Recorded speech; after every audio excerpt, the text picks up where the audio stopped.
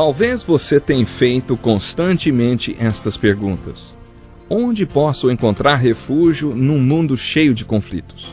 Ou, como e onde posso encontrar força para vencer nesse mundo que oferece tantas derrotas? Acompanhe agora com o pastor Edson Bruno mais um programa Encontro com a Palavra.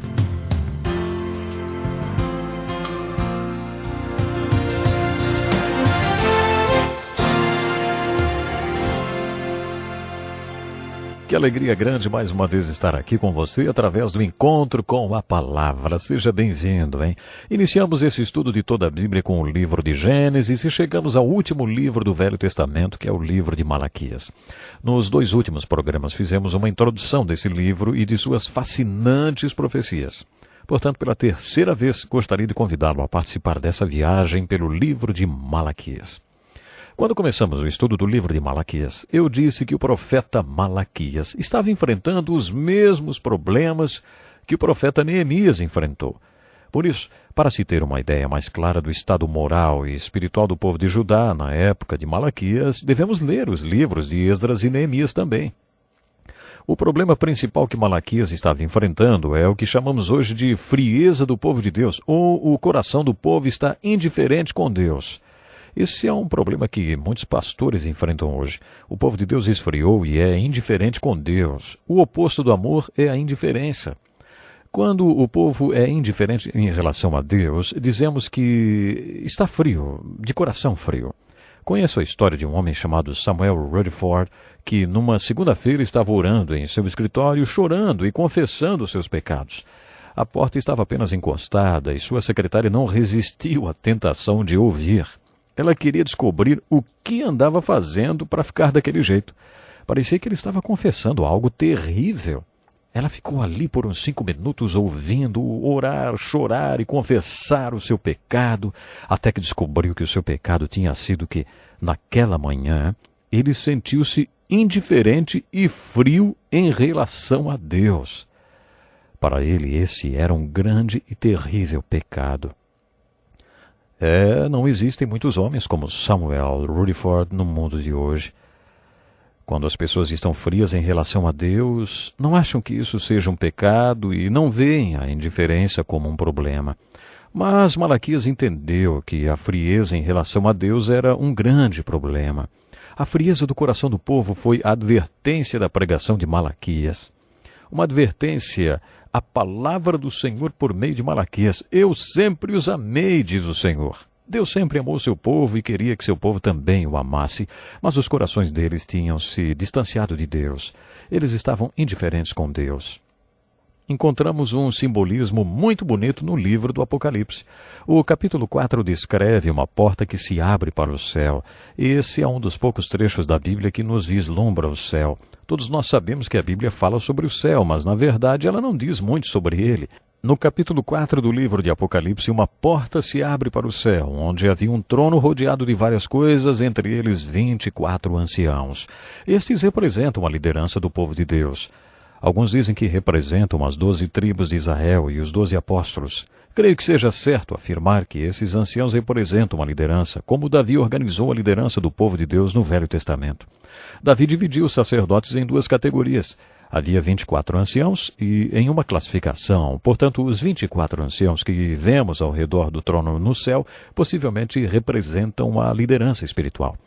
Esses 24 anciãos são descritos assim. Eles estavam vestidos de branco. Tinham coroas de ouro nas cabeças. Também tinham taças de ouro cheias de incenso, que são as orações dos santos. Eles também tinham harpas. Esses 4 itens nos revelam algo sobre liderança. As vestes brancas sugerem que líderes foram íntegros até o fim. Quantos líderes você conhece que andam na linha? Poucos, não é? Esses anciãos representam aqueles líderes espirituais que mantiveram sua pureza moral durante toda a vida. Suas coroas sugerem que eram vitoriosos. Não importa a missão que Deus lhes deu, nem o tipo de trabalho que eles tiveram de fazer aqui, eles foram vitoriosos na condução de suas tarefas. Essas taças, esses recipientes cheios de ouro, que representam as orações dos santos, nos dão uma bonita revelação do que significa ser um líder que se conduz puro e vitorioso até o fim. Eles foram vitoriosos porque o povo orou com eles. Você ora pelo seu pastor? Pelos líderes espirituais? Esse texto nos ensina que os pastores se mantêm puros até o fim porque o povo ora por eles. Lembro-me de uma família que deixou nossa igreja e que voltou depois de 17 anos para nos visitar. Nunca vou me esquecer disso.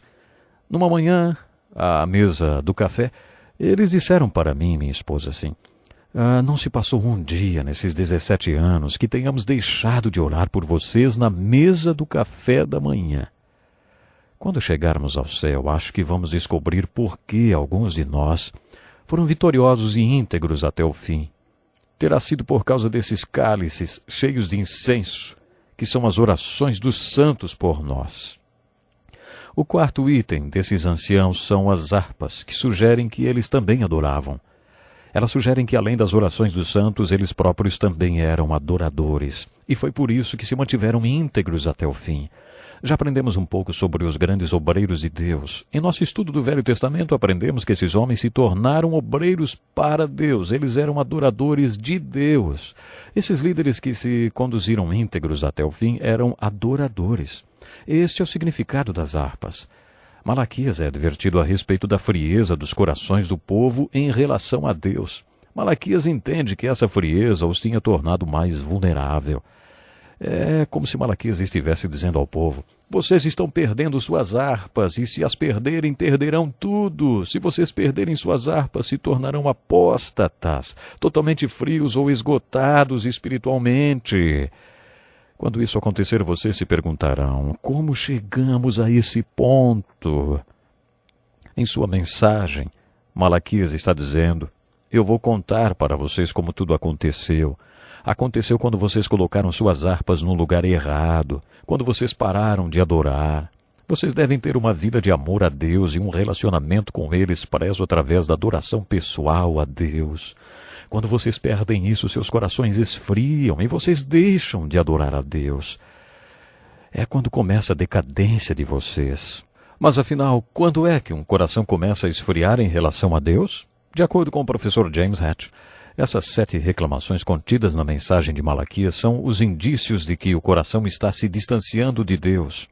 O livro de Malaquias constitui-se nesse diálogo, nesse bate-boca do povo com Deus. Deus é como um pai e o povo como os filhos, que estão se rebelando contra tudo que Deus está tentando falar para eles. Essa é a forma literária do livro de Malaquias. Se você estudar a forma literária do livro de Malaquias e os 7 exemplos desse bate-boca do povo com Deus, entenderá por que usei o título 7 Passos para o Esgotamento Espiritual. Por que ministros sofrem esse esgotamento espiritual? Como é que isso acontece, hein? Malaquias nos conta. O primeiro passo para o esgotamento, ou o primeiro indício de um coração que está se esfriando com relação a Deus, é duvidar do amor de Deus por nós, que significa também uma mudança no nosso amor por Deus. Quando deixo de amar a Deus, começo a questionar o amor de Deus por mim. Como eu destaquei antes, é muito importante saber que Deus ama você, porque o amor ou saber que somos amados faz nos sentir valiosos. Se alguém me ama, deve ser porque tem algum valor, não é? Mas se ninguém me ama, então não valho nada. Sou um zero à esquerda, não é? Bom, esse é o primeiro passo para afastar-se de Deus, duvidar do amor dele. Duvidar do amor de Deus por mim significa que há algo de errado no meu amor por Deus.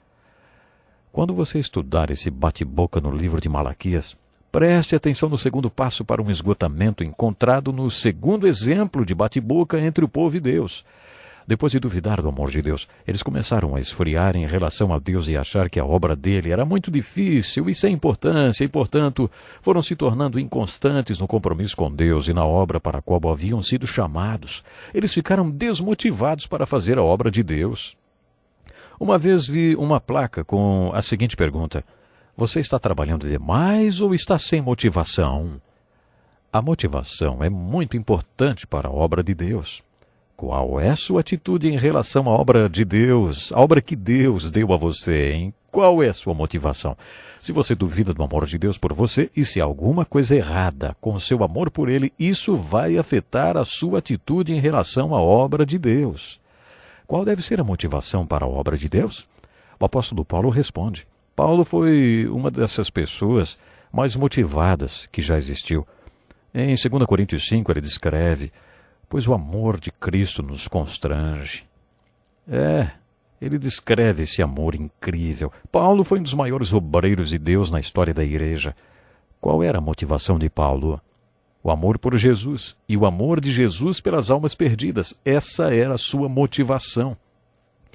Enquanto ceava com os apóstolos, Jesus lhes disse: as palavras que eu lhes digo não são apenas minhas. Ao contrário, o Pai que vive em mim está realizando a sua obra. Creiam em mim quando digo que estou no Pai e que o Pai está em mim, ou pelo menos creiam por causa das mesmas obras. Digo-lhes a verdade, aquele que crê em mim fará também as obras que eu tenho realizado. Fará coisas ainda maiores do que estas, porque eu estou indo para o Pai. E eu farei o que vocês pedirem em meu nome, para que o Pai seja glorificado no Filho. Deus quer que sua obra seja feita na terra através dos homens. Mas se você perde seu amor por Deus ou a convicção de que Deus o ama, isso afetará sua atitude em relação à obra de Deus. A obra que Deus quer fazer através de você vai parecer inútil e trabalhosa. O terceiro passo para o esgotamento espiritual é quando o povo de Deus, depois de duvidar do amor de Deus por ele, achar que a obra é inútil e sem importância, e passa a ignorar o seu compromisso com Deus e com seu povo. As pessoas mais próximas do povo de Judá eram seus próprios cônjuges, e os casamentos deles estavam acabando em divórcio porque eles não mantinham mais seus compromissos uns com os outros. Como você pode perceber, meu compromisso com Deus é o fundamento para o meu compromisso com outras pessoas. Meu relacionamento com Deus é o fundamento para todos os outros relacionamentos. Se o meu relacionamento com Deus vai bem e eu estou cumprindo meu compromisso com Ele, meu trabalho e meus outros relacionamentos vão fluir desse meu relacionamento com Deus. Mas quando acontece alguma coisa no meu relacionamento com Deus, eu começo a falhar nos meus compromissos e relacionamentos com outras pessoas. As pessoas mais importantes da minha vida são aquelas com quem convivo, a minha família. Basicamente, Malaquias dirige esse sermão aos homens. Ele diz que depois de falhar no seu compromisso com Deus, a próxima coisa que acontece é você começar a falhar no seu compromisso com as outras pessoas. Ele está se referindo ao divórcio. Quando os homens de Judá se divorciavam, mostravam que não acreditavam mais no compromisso que tinham com Deus, diante de Deus e com outras pessoas. O primeiro sintoma de que seu amor com Deus não vai bem é quando você começa a quebrar os seus compromissos com outras pessoas num plano horizontal. O divórcio é um sintoma de que você está quebrando seus compromissos num plano horizontal.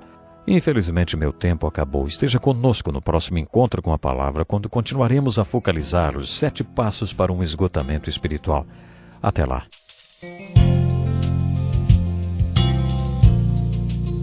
Que lição importantíssima! Obrigado, Pastor Edson Bruno. Prezado ouvinte, coloque em prática o que você ouviu aqui. Sem dúvida, sua vida será grandemente abençoada. Este é um estudo escrito pelo Dr. Dick Woodward, na voz do Pastor Edson Bruno. Escreva-nos e solicite o material. Nosso endereço é Encontro com a Palavra, Caixa Postal 2011, CEP 89201-970, Joinville, Santa Catarina. Até o nosso próximo encontro com a palavra.